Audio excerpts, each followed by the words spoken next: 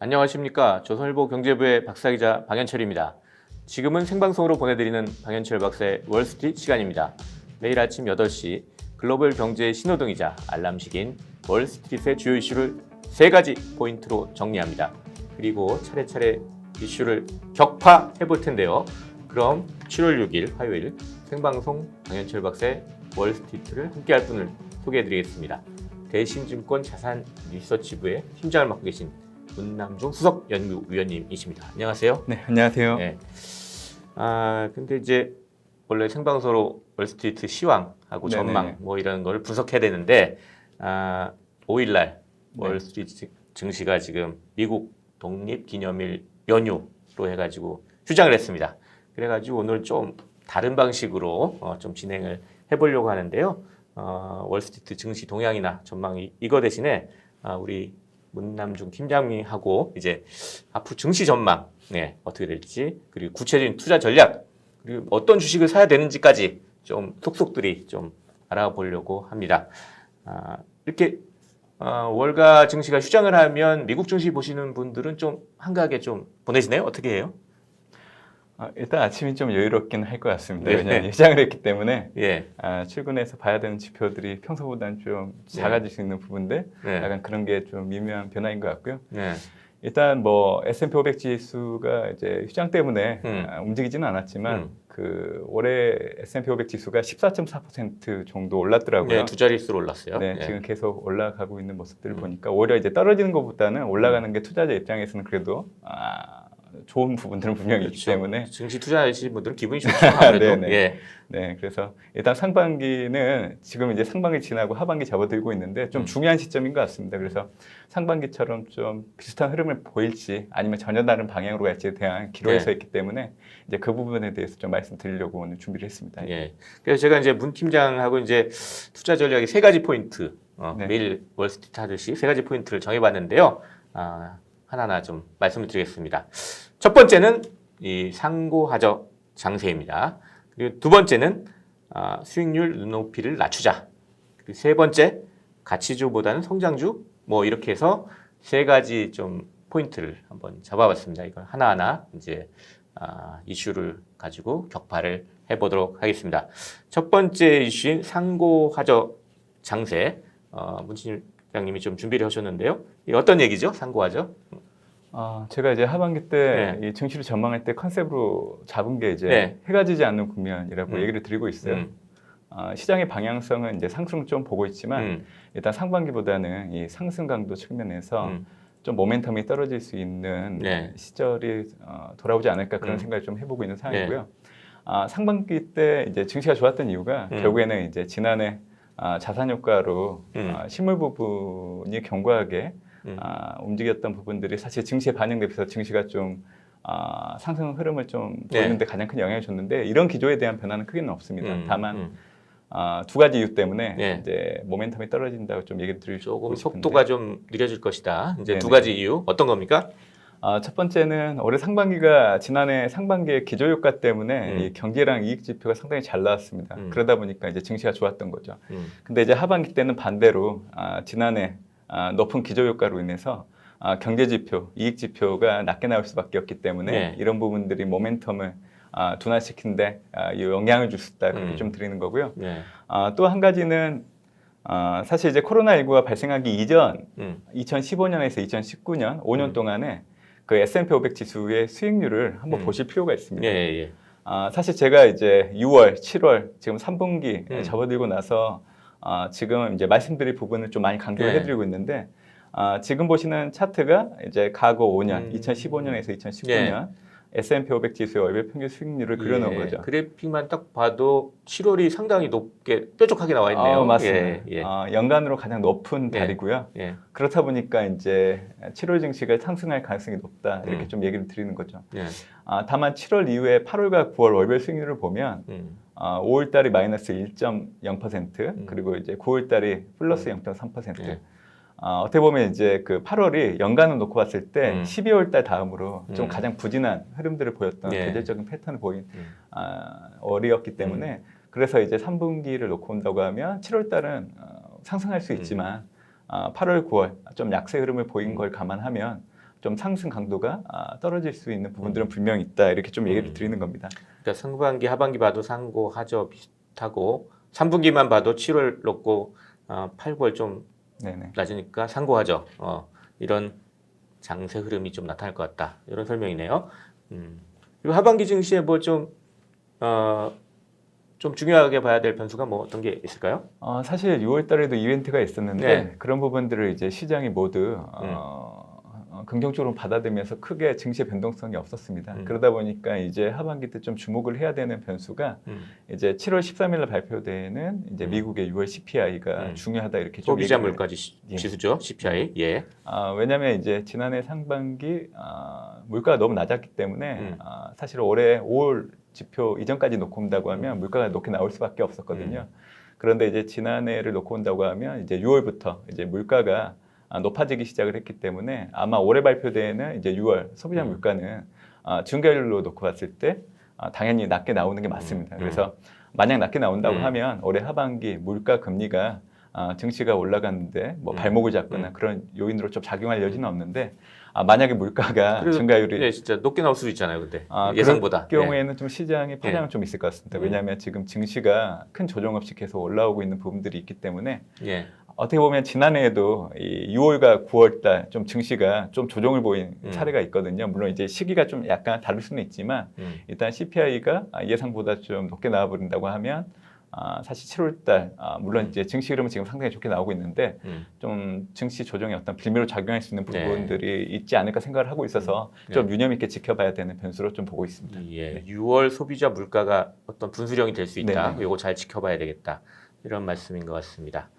근데 사실 이 전망이 사실 쉽지는 않잖아요. 왜냐하면 이제 이게 그 예측한다는 게 이게 틀릴 수도 있고 맞을 수도 있기 때문에 상당히 좀 힘든 일인데 실제로 이제 제가 좀 찾아봤더니 조선일보가 이제 지난달 초에 이제 국내 증권사 대상으로 국내 증시 한번 전망을 했었어요. 했더니 하반기 증시의 최고점을 3,300에서 3,700 뭐 이런 식으로 나왔는데 보니까 이제 당시 3,200이었는데 코스피가 한 달 사이에 벌써 3,300 거의 다 왔거든요. 그러니까 이게 한 달 사이에 이렇게 확 분위기가 확 좋게 변했습니다. 또 이건 뭐 한국만 그런 게 아니에요. 미국도 보니까 미국 증시에서도 CNBC가 이제 S&P 500 지수 이제 연말 지수 전망을 집계하는데 3,800에서 4,600이에요. 상당히 좀 폭도 넓고 이제 평균이 4,276인데 이미 이제 S&P 500이 7일 연속 사상 최고치 기록하면서 4,350을 넘었습니다. 이미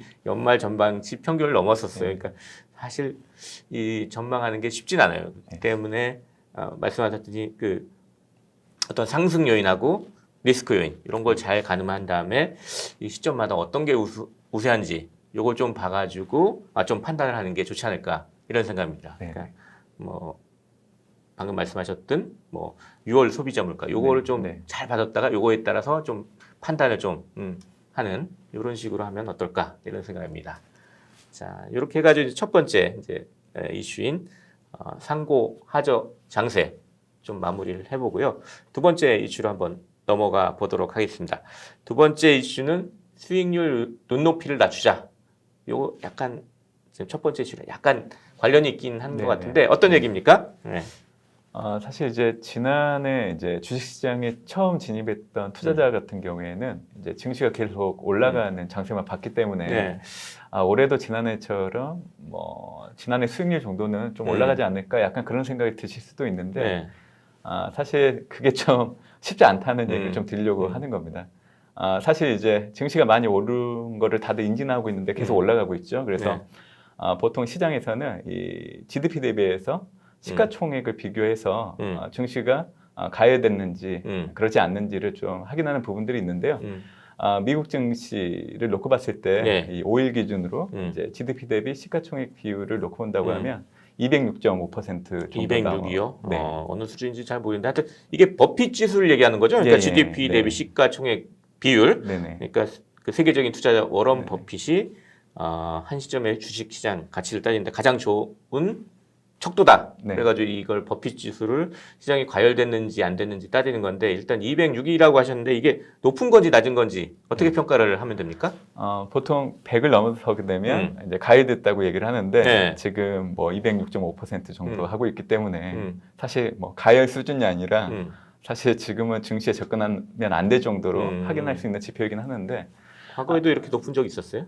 네, 금융위기 발생 이전인 뭐 2007년 10월을 놓고 온다고 해도 그때 당시 105% 정도 했고요. 네. 또 이제 코로나19가 발생했던 2020년 이전인 2019년 10월달 이제 이 지표가 상당히 높게 나왔는데 그때 150% 정도 나왔습니다. 그때보다도 더 훨씬 더 높네요, 네, 그러니까. 네, 네. 예. 그래서 사실 이 지표를 가지고 단순하게는 뭐 가열이 됐다고 얘기는 해드리고는 있지만 사실 네. 단정지을 수는 없는 부분들이 있는데 제가 이 지표를 말씀드렸던 이유는 결국 올해 하반기 때 어떻게 보면 올해 연간으로 놓고 봤을 때 수익률의 눈높이를 좀 낮출 필요가 있다 생각을 해서 말씀드리는 거고요. 예. 이렇게 얘기해드리는 거는 사실 이제 과거 사례를 놓고 온다고 하면 조금 더 이해가 좀 쉽게 되실 수가 있기 때문에 네. 제가 두 가지 정도 좀 준비를 했는데요. 네. 첫 번째는 이제 2007년도 이후에 이 글로벌 증시의 연간 수익률, 그리고 이제 저점에서 수익률을 놓고 온다고 하면 올해 같은 경우에는 좀 수익률 눈높이를 낮춰야 되겠다는 생각이 드실 뭔가 겁니다. 자료를 좀 준비해 오셨군요. 네. 예. 지금 보시는 화면이 방금 말씀드렸던 내용인데요. 네. 지금 보시면 이제 남색으로 된 게 연도별 수익률이고요. 이제 파란색이 저점 기준 수익률을 나타내는 건데 주목하실 부분은 이 하살표입니다. 빨간색. 보시는 것처럼 이 표시가 돼 있는 부분들은 저점 기준 수익률이 높았던 해 이듬해 수익률이 좀 조조했다는 거를 표시를 한 건데요. 네. 보시는 것처럼 상당히 많습니다. 이렇게 될 경우에는 보통 이제 연간 수익률이 10%가 채 안 됐거든요. 제가 시작할 때 올해 S&P 500 지수가 14.4% 올랐다고 얘기를 좀 드렸었는데 사실 지난해 글로벌 증시 같은 경우에는 저점에서 68% 올랐습니다. 그래서 올해 같은 경우에는 좀 증시가 조절할 수 있는데 지금 시중에 유동성이 많다 보니까 과거보다는 수익률이 좀 높게 나오는 부분들은 있는 것 같습니다. 그래서 연간을 놓고 온다고 하면 대략적으로 한 15%에서 20% 정도 수준으로 좀 주식 투자하실 때 좀 눈높이를 맞추신다고 하면 좀 마음 편하게 올해 좀 대응하지 않을까 그런 생각이 있어서 지금 보시는 화면을 좀 한 가지 이유로 준비를 좀 했고요. 하나 더 준비한 거는 이게 좀 약간 정치적인 부분들이 반영된 건데 이 2000년 이후에 이 미국 대선에서 이제 정권이 교체된 게 3번 있었습니다. 2001년도 부시가 있었고요. 또 2009년도 오바마 그리고 이제 2017년 트럼프 행정부가 있었죠. 이 3번의 미국 대선에서 정권이 바뀌었을 때 이게 집권 연차별 평균 수익률을 한번 내봤는데 집권 1년차 때는 9.9% 상승을 했습니다. 그러니까 올해랑 비슷한 거죠. 사실 이제 뭐 2년차까지는 얘기를 안 해드리고 싶은 게 2년차 때는 좀 부진했어요. 이게 마이너스 5.6% 그리고 3년차 때는 18.4% 가장 크게 많이 올랐고요. 4년차 때는 12.9% 소폭 좀 둔화는 됐지만 그래도 수익률 자체는 상당히 잘 나왔죠. 그래서 제가 이 차트를 통해서 말씀드리고 싶은 거는 올해 바이든 행정부가 들어선 첫 해이기 때문에 과거 평균적인 수익률을 감안해서 미국 주식 아니면 글로벌 증시의 어떤 평균적인 수익률을 좀 감안해서 잣대를 삼으시면 좋지 않을까 생각해서 좀 말씀드리는 거고요. 제가 마지막으로 좀 드리고 싶은 얘기는 사실 유동성 효과에 대한 의미를 올해는 좀 다르게 좀 봐야 된다는 겁니다. 그래서 지난해 코로나19가 발생해서 이제 증시 충격이 일어났던 3월 이후부터 올해 상반기를 놓고 온다고 하면 사실 증시가 생각보다 빠르게 올라올 수 있었던 거는 시중의 유동성, 돈이 많이 풀려서 유동성 효과에 기인하는데 사실 올해 상반기 이전까지는 놓고 온다고 하면 증시를 견인하는 어떤 한 축이었지만 올해 하반기 때는 이제 증시를 떠받치는 역할로 좀 바뀔 수 있기 때문에 시중의 유동성만 믿고 증시가 많이 올라갈 거다 염두에 두기에는 좀 투자 환경들이 많이 바뀌었다는 것도 염두에 두시면 좋겠습니다. 하반기에 증시가 상승하긴 하겠지만 작년 같은 그런 큰 상승세를 보기는 어려울 거니까 좀 기대를 좀 낮추고 마음을 좀 잡고 투자를 하시라 이런 말씀이네요. 그러니까 또 하나 변수가 이제 미중 갈등이 좀 있잖아요. 지금 사실 뭐 지금 뉴스가 하나 있는데 뭐 디디 출신이라고 지난달 30일 날 미국 증시에 상장한 중국 회사인데 갑자기 중국 정부가 뭐 사이버 감독 당국에서 조사를 하겠다느니 그리고 뭐 앱 마켓에서 막 삭제를 해버리고 막 이런 일이 벌어졌으니까 이게 이제 중국이 마치 선제적인 무슨 조치를 하는 것 같아요. 미중 갈등 관련해 가지고 이것도 하나의 좀 변수가 되지 않겠어요? 하반기에 어떻게 좀 보세요? 사실 이제 미국 투자와 관련해서 이렇게 얘기를 나누다 보면 네. 또 한 축으로 듣는 얘기가 이제 미중 간의 갈등도 네. 노이즈로 작용할 수 있지 않을까 이런 얘기를 좀 하십니다. 사실은 이제 전 장기전이라고 보고 네. 있습니다. 결국 바이든 행정부도 대중에 대한 태도는 강경하게 나갈 걸로 그렇게 좀 예상을 하고 있는데 일단 다르죠. 트럼프 행정부와 상대적으로 비교를 했을 때는 일단 갈등의 강도가 그래도 상대적으로 좀 낮아질 수 있는 부분들을 좀 염두에 두시면 좋겠다는 생각을 좀 하고 있고요. 예. 사실 이 바이든 행정부의 대중 태도는 동맹국과 함께 스무스하게 좀 완만하게 좀 이렇게 압박을 가는 형태이기 때문에 이런 흐름이라고 하면 증시 투자하는데 크게 문제는 안 된다 생각을 하고 있고요. 사실 미국도 중국 간의 어떤 갈등을 확대하기는 어려운 이유가 몇 가지 있습니다. 첫 번째는 일단 이제 기후 변화 그리고 이제 핵 확산을 방지하기 위한 이제 글로벌 문제를 놓고 봤을 때는 사실 중국과의 협력이 필요하기 때문에 이 부분 한번 생각을 해봐야 되고요. 코로나19 발생 이유를 놓고 온다고 하면 미국 기업들이 중국 시장에 많이 진입을 하고 있습니다. 그래서 뭐 금융 제재 이후에 어떤 새로운 대규모 제재를 실행하기에는 이 두 가지 변수를 놓고 봤을 때 미국 정부가 어떻게 보면 이익과 손해를 염두에 놓고 잣대로 놓고 평가를 할 수 있는 부분들이 있어서 트럼프 행정부 대비하면 사실 G2 간의 갈등이 더 강하게 될 가능성도 낮고 또 증시에 미치는 영향은 좀 낮다고 보고 있기 때문에 사실 뭐 증시에 미치는 영향은 좀 제한적이다 이렇게 좀 얘기를 많이 해드리고 있는 상황입니다. 미국 증시는 좀 그래서 상승 속도에 좀 감속이 있지만 중국 증시는 좀 괜찮을 수도 있다. 뭐 중국은 사실 이제 올해 상반기와 놓고 봤을 때 하반기 때 좀 달라질 부분들은 제가 3분기 때 좀 미국 증시가 감속이 될 수 있다 이렇게 얘기를 좀 드렸었는데 오히려 중국 증시는 가속, 상승 속도가 좀 가파르게 올라갈 여지가 있는데 그게 3분기로 좀 보고 있습니다. 그래서 약간 미묘한 차이가 있다는 거는 좀 기억을 해주시면 좋겠습니다. 이렇게 두 번째 이슈 좀 수익률 기대치를 좀 낮추자 뭐 이거 가지고 얘기하면서 이제 미중 갈등까지 좀 잠깐 점검을 해봤습니다. 자, 세 번째 이슈로 넘어가 보도록 하겠습니다.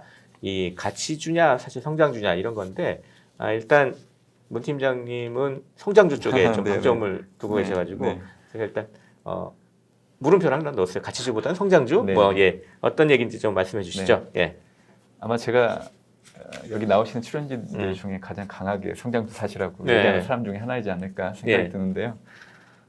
사실 뭐 성장주를 보셔야 되는 이유는 계속 거듭해서 말씀드리고 있는데 일단 이 올해 상반기 이 물가를 올렸던 배경 중에 하나가 코로나19 백신이 보급되면서 경기가 좋아질 거라는 기대감이 이제 사실 물가 상승에 이제 반영된 부분들이 있는데 이게 지표 레벨로 놓고 온다고 하면 지난해 코로나19가 발생하기 이전 수준까지 올라와 있기 때문에 사실 앞으로도 경기가 좋아질 걸 염두에 두고 물가가 올라갈 게 반영될 거에 대해서는 저는 이제 선반영됐다는 생각을 좀 갖고 있어서 이런 투자 환경을 놓고 봤을 때 가치주보다는 성장주를 봐야 된다는 생각을 좀 하고 있고요. 사실 뭐 물가 얘기하면 금리도 얘기해드려야 되는데 사실 지금의 미국의 실업률 너무 높고요. 그리고 이제 드라이빙 시즌인데 코로나19 확산세 때문에 저축률이 높아질 여지가 있습니다. 그래서 이런 걸 감안하면 금리가 상승이 제한될 여지가 있고요.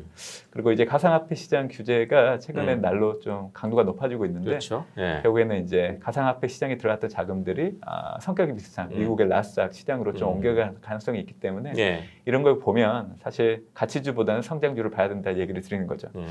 뭐 이 부분도 제가 뭐 준비한 차트가 있는데 제가 말로 하는 것보다는 그래도 차트를 보시는 게 훨씬 더 이해하기 쉬우시니까 한번 보여주십시오. 한번 보여주시면 같이 설명을 드리겠는데요. 지금 보시는 게 올해 월별로 S&P 500의 성장주 수익률 그리고 이제 S&P 500의 가치주 수익률을 월별로 그려놓은 거죠. 회색 톤으로 된 부분들을 보면 이게 올해 수익률을 나타내는 건데 사실 3월 이전까지만 놓고 본다고 해도 사실 성장주가 부진했습니다. 가치주보다. 그거는 수익률로 확인하시면 될 것 같고요. 다만 4월 달부터는 이 성장주가 가치주 대비해서 월등하게 수익률이 잘 나오고 있는 상황이기 때문에 제가 말씀드리고 있는 부분들이 지금 현재 음. 수익률로 반영되고 있다 이렇게 음. 좀 봐주시면 될 것 같아요. 그래서 이 부분을 한번 눈여겨보시면 좋겠다는 생각을 하고 있고요. 예. 또 하나 준비한 차트는 뭐 동일한 개념이긴 하는데 이게 미국채 10년물 금리랑 예. S&P 500의 성장 가치주의 상대 강도를 같이 그려놓은 거죠. 반대로 가네요, 그러니까. 예, 그래서 올해를 놓고 온다고 하면 5월 이후를 놓고 온다고 하면 이제 미국채 10년물 금리를 나타내는 게 회색 톤 라인인데 이게 낮아지고 있죠. 예. 근데 반대로 파란색으로 나타나고 있는 S&P 500 성장 가치 상대 강도는 올라가고 있죠. 이 얘기는 뭐냐면 가치주보다는 성장주 선호가 시장에서 나타나고 있다는 겁니다. 그래서 지금 보여드렸던 이 두 가지 화면을 놓고 온다고 하면 왜 남아있는 하반기 동안에 성장주에 투자를 해야 되는지에 대해서 왜 생각을 하셔야 되는지 좀 얘기를 드리는 하나의 좋은 자료가 되지 않을까 예. 생각을 좀 해보고 예. 있습니다. 예. 그 아까 방금 전에 보여주신 차트 보면 주목할 만한 섹터도 위에 조금 적어 놓으셨던데요. 네. 어떤 IT, 뭐 헬스케어 이렇게 적어 놓으셨던데. 네, 박사님이 얘기해 예. 주신 것처럼 저는 하반기 때 IT, 헬스케어, 신재생 에너지를 좋은 섹터로 좀 보고 있고요. 예. 테마로 놓고 온다고 하면 친환경 내에서는 저탄소, 그리고 전기차, 수소차, 그리고 이제 보건의료 쪽도 주목을 하고 있는데 예. 보건의료와 차세대 통신이 포함된 이제 뭐 인프라와 관련된 이런 쪽들도 눈여겨보시면 좋겠다는 생각을 하고 있습니다.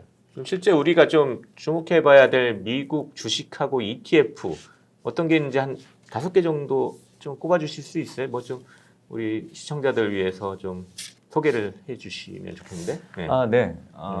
사실 뭐 마가시란 종목들이 좋은 종목들이기 때문에 우선적으로 좀 보셔야 되는 종목이긴 하지만 일단 이 바이든 행정부가 들어서면서 친환경 경제 구축과 관련된 종목들을 눈여겨보실 필요가 있습니다. 그래서 저는 이제 저탄소에서는 플러그 파워라는 기업을 좀 말씀드리고 있는데요. 뭐 하는 데죠, 거기? 이 기업은 이제 모빌리티용 수소 연료 전지를 만드는 회사인데 예. 수소 생태계 전반의 기술을 모두 가지고 있습니다. 그래서 상당히 좋은 기업이라고 예. 봐주시면 될 것 같고요. 또 전기차 하면 테슬라를 생각하시는데 네. 중국의 니오라는 기업도 있습니다. 예. 중국 전기차 기업. 네, 예. 니오 같은 경우에는 사실 이제 배터리를 대여하고 교환해주는 어떤 독보적인 어떤 플랫폼을 갖고 있기 때문에 예. 좀 주목을 해야 되는 회사로 좀 보고 있고요. 예.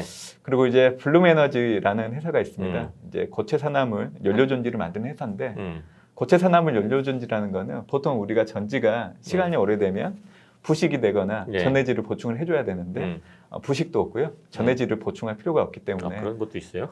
예. 좀 주목을 해야 되는 예. 전지라서 좀 봐야 예. 되는 기업이고요. 예. 그리고 이제 이키닉스라는 기업이 있습니다. 이 기업은 이제 데이터 센터를 운영하는 회사인데 우리들도 하루면 핸드폰을 보면서 네. 데이터를 많이 쓰고 있기 때문에 가장 수혜를 받을 수 있는 기업이라 봐주시면 될 것 같고 또 텔라다게스라는 기업이 있습니다. 예. 이 기업은 이제 미국의 원격 진료 의료를 하는 기업인데요. 예. 지난해 8월에 그 리본고라는 회사를 인수하면서 사업 포트폴리오를 많이 강화한 부분들이 있기 때문에 제가 말씀드렸던 이 종목들을 눈여겨보시면 좋을 것 같고 예. 나는 개별 주식 투자보다는 ETF를 통해서 좀 투자를 해보고 싶으시다 예. 그러면 미국 상장된 ETF 중에 QCLN이라는 티커를 가지고 있는 예. 친환경에 투자하는 ETF가 있습니다. 예. 미국뿐만이 아니라 2019년도 이제 유럽 같은 경우에도 유로피언 그린딜이라고 해서 친환경 경제 구축을 위한 정책들을 과감하게 펼치고 있기 때문에 예. 이런 것들을 감안하면 좀 수혜를 받을 수 있어서 제가 말씀드렸던 이제 개별 종목들 그리고 ETF를 통해서 예. 하반기 때 좀 투자를 하시면 좋지 않을까 생각을 좀 해보고 있습니다. 다만 제가 좀 덧붙이고 싶은 거는 이제 하반기에 그 경기 회복에 민감한 가치주에 관심을 둬야 된다는 관점도 적지 않습니다. 사실 이 문팀장님은 성장주 쪽에 이렇게 좀 비중을 많이 두고 계시지만 이제 미국에서도 유명한 마르코 콜라노빅이라는 JP 모건 글로벌 마켓 수석 전략관 완전히 가치주 쪽으로 계속 밀고 있잖아요. 올 연초부터 이분이 이제 최근 투자자 노트에서 이제 델타 변이가 좀 퍼지고 있지만 이것도 좀 백신 접종으로 다 컨트롤 가능하고 그래서 채권 금리는 더 오를 것이고 그에 따라 가치주와 경기 민감주도 오를 것이라고 이렇게 말하기도 했습니다. 또 그리고 최근에 저희 또 한번 소개를 해드렸는데 경제 매체인 CNBC가 이제 조사한 바에 따르면 3분기에 이제 그 월가 투자자 100명을 대상으로 조사했는데 3분기에 이제 가치주가 성장주보다 성적이 좋을 것이라고 내다본 투자자가 67%였고 반대로 성장주가 더 나을 것이라고 보는 투자자는 33%였습니다. 그러니까 가치주 쪽을 좀 보는 그런 투자자들도 꽤 많이 있다. 이거 좀 기억해 두시면 좋겠습니다. 자, 이렇게 해가지고 오늘 그 미국 독립기념일 연휴로 월스트리트 증시가 휴장을 했는데 월스트리트 증시의 동향하고 전망을 보는 대신에 대신증권의 문남중 팀장님 모셔가지고 향후 투자 전략에 대해서 약간 특집처럼 마련을 해봤습니다. 정말 많은 좀 정보들을 좀 준비해 주셨는데요. 자, 오늘 어떠셨습니까? 네, 뭐 미국 증시는 휴장이지만 지금의 분위기로 놓고 온다고 하면 증시에 대해서 좀 더 긍정적으로 바라보는 시점이 7월까지는 이어질 거로 좀 보고 있기 때문에 여전히 많이 올랐다는 생각보다는 추가적으로 더 올라갈 수 있는 생각을 가지고 임하신다고 하면 여전히 좋은 수익률을 기록하는 데 좀 도움이 되지 않을까 그런 생각 좀 해보고 있습니다. 예, 감사합니다. 자, 7월 6일 화요일 생방송 방현철 박사의 월스트리트 벌써 라이브를 마칠 시간입니다. 함께 해주신 여러분께 감사드립니다. 도움이 되셨으면 채널 구독을 꼭 눌러주시기 부탁드리겠습니다.